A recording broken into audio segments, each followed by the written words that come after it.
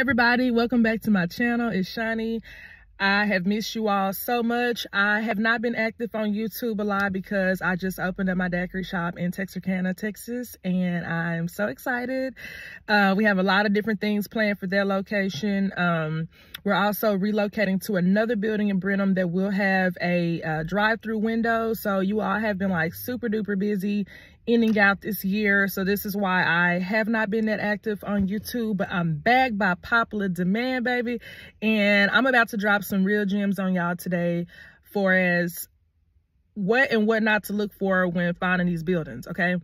First, before we get into the video, I want to say thank you all so much for all of you all who have subscribed. You follow me on Instagram, you bought an ebook, you purchased a consultation, anything you've ever done, you spread the word, let people know about me, you've joined a mentoring program. You know, I'm super excited. And today, actually, I'm wearing one of my mentee shirts. Y'all go visit him in Houston, Island Vibe Daiquiris, okay? I'm super excited for all of my mentees who have opened up daiquiri shops. So far, I have 8 total people who actually have daiquiri shops up and running and operating, and I am super duper proud of them. They took the advice I gave them along with their hard work and the plan that they had for themselves, and now they're up and running and booming, okay? So that could be you too, all right? Okay, so let's talk about buildings, because I get this question a lot. You know, I've been saying this since the very first video I've ever made. So, you know, this is a very important piece, you all, that I don't want you guys to skip.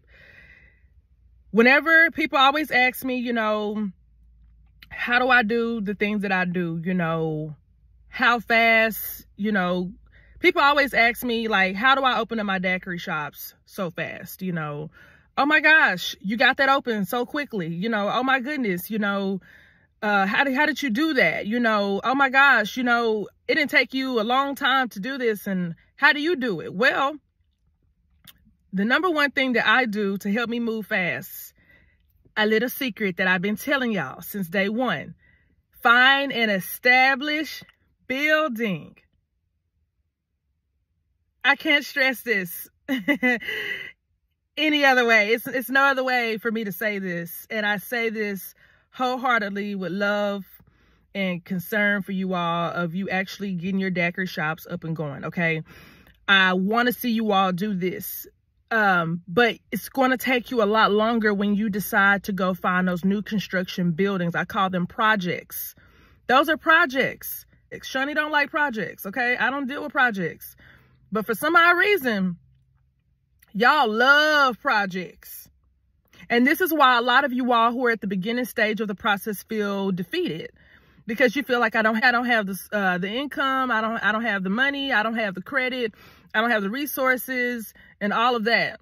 And then it takes you forever to even open up. Well, you don't even start the process because you get so discouraged just because of after hearing those contractor numbers and after going through the process of understanding that you have to go through multiple city inspections. And like I said, you'll have to come up with so much amount of money, and pretty much you're starting from scratch. So once you all hear that, a lot of you all, you know, opt out of opening up a daiquiri shop. And then I don't want you all to get discouraged in the process of trying to open up a daiquiri shop because you keep going for these project buildings, okay? You can always look, like I've always told you all, you can always go back, dress it up, make it cute later. Your second location, you know, can be everything you dreamed of it to be. Or if you really just don't like this building, but you have got the hang of the business after your first year or so, then if you want to move out of that building and move to a more elaborate building or add more things to your building, then you can do so. Look at me. I didn't start out with a drive-through. My building was almost like in a warehouse with garage doors, my very first building. And now I've had over like 4 commercial properties, and each one keeps getting better and better.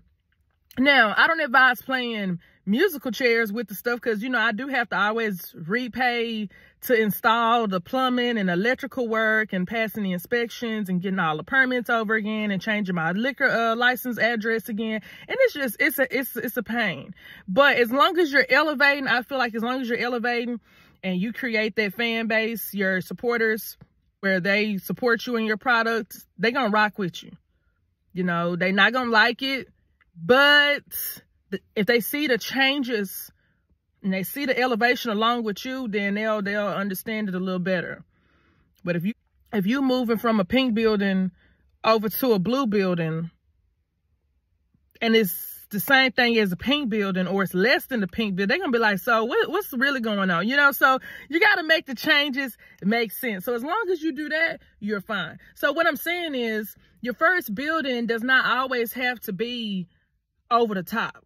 And I've said this, and I'm going to continue to say this. You don't have to have everything that first building. Your goal for your first building is to get open, to start operating, and to get the hang of the business, to even see if this is something you really and seriously want to continue to do. Okay, you're trying to keep your overhead as low as possible. So you really don't want to try to find a building where rent's going to start off at $4,000 or $5,000. I say starting out, you want to keep it at least, I'll say $1,500, max $3,000. Okay, because you know, you have all your products and supplies. If you're going to have employees, you're going to have employees for payroll.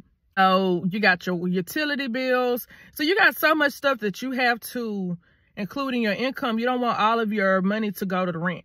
So for your first building, until you get the hang of things, keep it simple, keep it low. Okay, that is the absolute key. So a lot of you all may ask, like, what is new construction? What is an established building? Okay, so an established building is a building that already has the restrooms, the plumbing, the electrical work, you know, the flooring, the ceiling, the things, the structural things are already done. You're not going in there busting out walls and reconstructing a whole new floor plan. You're not building bathrooms. That's what I'm saying. That's an established building. When you already have your designated restrooms, you already have some of your signage of like your exit signs, you know, you already have your plumbing, your electrical. Sometimes it may even come with an area already set up for certain things. Like my buildings, luckily, that I've had, always have had the setup already really for me. My first building, almost like in a garage, but it had like the bar, it had a stage, so I worked with it. So you can find buildings like that. A new construction building is and in a new construction building is like a shell building, literally, where you have no type of flooring, no type of ceiling, no electrical, no plumbing, no restrooms. Or you'll have to go in and, you know, add in restrooms. You'll have to knock down walls. You'll have to recreate these things, you guys. That is a new construction building. And that's what I am begging you all to stay away from. When you hear that you have to do things of that nature, find another building. Especially when you're starting out and you know you have limited funds. Even if you do have a lot of money, because I know some of you all already have business loans, you already have your savings, 401k, you know, investors, whatever. All I'm simply saying is be wise with that money. Don't, because you have it, don't blow it. Don't say, oh, well, I can afford the $75,000 bill that because I got $80,000. I got $100,000 in the bank, so it's nothing. I can afford that. Yeah, but you got all this other stuff you still got to pay for and do. So all I'm saying is be wise. Whatever you choose to do, do it. And on another note, a lot of people have asked me about purchasing a building. Starting out for your first location, I would not put that pressure on myself to buy a building outright unless you really just wanted to, or you really feel like this is it and you're ready to step into that side of business and buying a commercial property for yourself. Go for it. I'm not here to tell you not to. I'm just saying that if you're not ready to do that, don't do it. Don't do it, because you are your landlord. So there's no one to call on to fix on these things. Taxes you have to pay for. You know, you'll have to pay back on the loan, you know, unless you're buying this building cash or whatever. I don't know. So all I'm saying is be wise. That's all I can say is be wise and make sure that you're doing what you can financially afford to do. Okay, what you are comfortable doing, not something that it seems like you can do because you right there with the amount. Don't do that. That's just my advice. So you have it here for the hundreds, thousands of millions of time. I love you guys. Try to stay away from new construction buildings. Get established buildings so you can open up a lot faster if you're trying to open. If you're trying to open up 3 to 6 month time frame, you need to get you an established building. If you want a project, it's going to be exactly that, a project. 6 months to a year out is what you're looking at before you even open up. So choose wisely, choose what's best for you. Take this video and what I'm saying into consideration, but at the end of the day, do what you feel is best for you. I hope this was helpful. Once again, thank you everyone for subscribing, and I appreciate you guys. Have a good rest of your day. Bye.